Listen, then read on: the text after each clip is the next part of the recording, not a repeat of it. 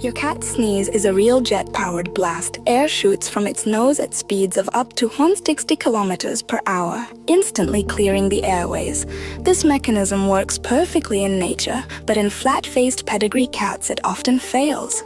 Because their nostrils are too narrow, mucus doesn't get expelled. Instead, it builds up inside the nose and makes breathing difficult for a cat. A blocked nose is a serious problem and a source of complete disorientation, since they experience the world mainly through scent.